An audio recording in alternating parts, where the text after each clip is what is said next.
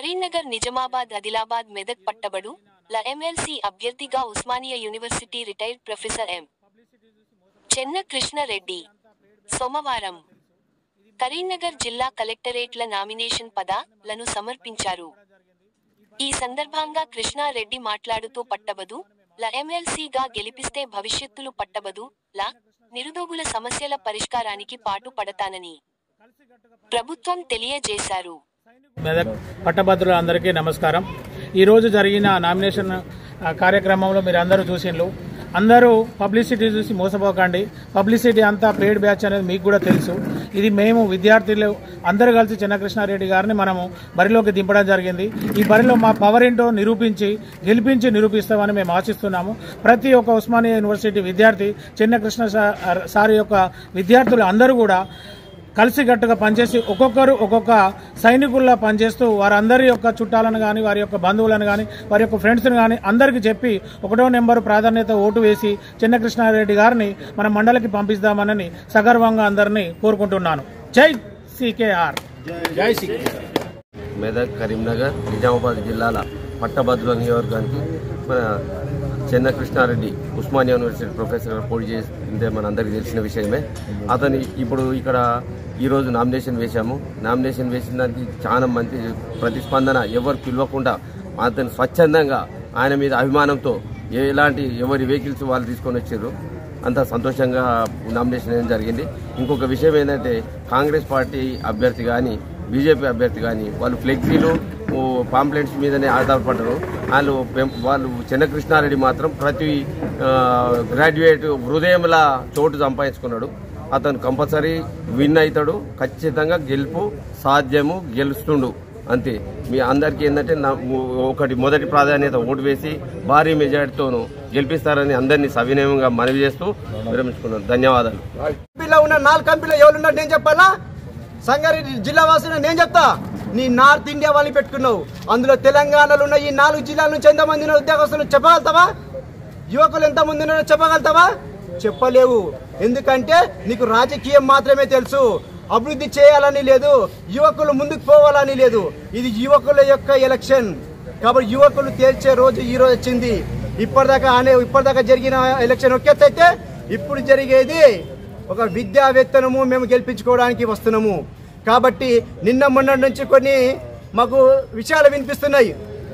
ఏది రాష్ట్ర అధ్యక్షునిగా పనిచేసింది కదా, మేము కలుపుకుంటాం, విడ్డా చేపిస్తాం మనకు మాట వినిపిస్తుంది. నీకేమైనా తెలివి ఉంటే నీ యొక్క శక్తి నిరూపించుకో. పక్కవాని గురించి నీకెందుకు? విడ్డా చేసుకుంటుండా, నిలబడుతుండా, అది నీకెందుకు? ఈరోజు చూపించినాం కదా కరీంనగర్ నడిబొట్టు మీద నామినేషన్ వేసినాం. నీ డౌట్ క్లియర్ అయిపోయిందా?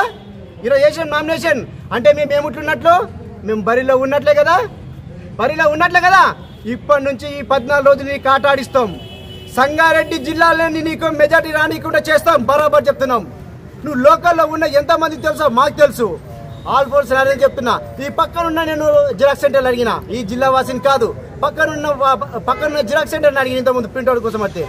మరి ఎట్లా ఉంటుంది ఆల్ ఫోర్స్ గురించి అంటే అన్న ఏముంటుంది అంట, మాకేం తెలియదు అన్న అంత గురించి అంటాడు. నీ కామారెడ్డి జిల్లా వాస గ్రాడ్యుయేట్ టీచర్ గ్రాడ్యుయేషన్ వ్యక్తి నీకు తెలియదు అన్నప్పుడు నువ్వు ఏ విధంగా గెలుస్తావు అనుకుంటున్నావు? కాబట్టి ఖబర్దార్, మళ్ళొకసారి చెప్తున్నా, బీజేపీ నాయకులకు చెప్తున్నా, మేము 1 సంవత్సరం పనిచేసినామేమో, కానీ ఈరోజు నామినేషన్ వేసినాం. బరాబర్ గెలుస్తాం, గెలిచి నీ ముందుకొచ్చి చూపిస్తాం. కాబట్టి మళ్ళొకసారి చెప్తున్నాం, ఎలాంటి తప్పుడు వార్తలు చేయకు. మేము కూడా ఉన్నాం మేము తప్పుడు వార్తలు చేయాలంటే, కానీ మాకు అవసరం లేదు. ఫేర్ ఎలక్షన్ చేయాలనుకుంటున్నాం, ఫేర్గా ముందుకెళ్ళాలనుకుంటున్నాం. కాబట్టి మళ్ళొకసారి మీ అందరికీ కూడా చెప్తున్నా, 4 జిల్లాలున్న యువతకు, ఉద్యోగస్తులకు, సార్ చెప్పినట్లు తపాలా వాసులకు, ఎంఆర్ఓ ఆఫీసులకు, కలెక్టర్ ఆఫీసులకు, 4th ఎంప్లాయీస్కి, గ్రూప్ 1, గ్రూప్ 2 ప్రతి ఉద్యోగస్తులకు చెప్తున్నా, ఒక విద్యావేత్త వస్తుండు, విద్యావేత్తకు ఓటేయండి. రాజకీయ నాయకుడు వస్తే పైన ఆస్తులు పెంచుకుంటాడు తప్ప మీకు అందుబాటులో ఉండడు. మళ్ళొక విషయం కూడా చెప్తున్నా, యువతకు చెప్తున్నా, మీకు కొన్ని ఆశయాలు ఉంటాయి. నాకు ఈ జాబ్ కావాలి, ఇట్లా రాజకీయ నాయకుడు ఉండాలి, ఇట్లా రాజకీయ నాయకులు ఉండాలని. కానీ మీరు ఆశయాల కన్నా, ఈరోజు పడే ఆశ కన్నా ఆశయాలను తీర్చే ఒక వ్యక్తి వస్తుండు, అతన్ని గెలిపించుకోండి అని మనవి చేస్తూ మొదటి ప్రాధాన్యత ఓటుని చెన్నకృష్ణారెడ్డి అనే సీరియల్ నెంబర్ మొదటి ప్రాధాన్యత ఓటు 1వ నెంబర్ వేసి భారీ మెజార్టీతో గెలిపిస్తారని మనస్ఫూర్తిగా కోరుకుంటూ సెలవు తీసుకుంటున్నాను. అందరికీ నమస్కారం. ముఖ్యంగా ఇలా విద్యావంతులు అంటే అందరూ వస్తుంది. ఇట్లా ఉద్యోగస్తులు వస్తుండొచ్చు, లేకుంటే నిరుద్యోగులు ఉండొచ్చు, కార్మికులు ఉండొచ్చు, బ్యాంక్ ఎంప్లాయీస్ ఉండొచ్చు, ఎల్ఐసి వాళ్ళు ఉండొచ్చు, ఆర్టీసీ వాళ్ళు ఉండొచ్చు, టీచర్స్ ఉండొచ్చు. అందరూ ఇక విద్యావంతులే, అందరు విద్యావంతులే. ఈ విద్యావంతులందరి నాకు మొదటి ప్రాధాన్యత అంటే 1 నెంబరు నా గడికి అపోజిట్ 1 నెంబర్ వేసి కన్ఫ్యూజ్ కాకండి. 1 అని రాసి నా బాక్స్లో 1 నెంబర్ వేసి మీరు గెలిపిస్తే నేను ఎంత నీతి నిజాయితీనో ఉందా నీకు నిరూపిస్తా. అందరి సమస్యలు కూడా నేను ముందట్టు ఉంటా. నాకు తప్పకుండా నేను ఎప్పటికే రిక్వెస్ట్ చేస్తున్నా, నన్ను మీరందరూ గెలిపిస్తారని నేను తప్పకుండా అనుకుంటున్నా. మీరు గెలిపిస్తారు. చెప్పండి.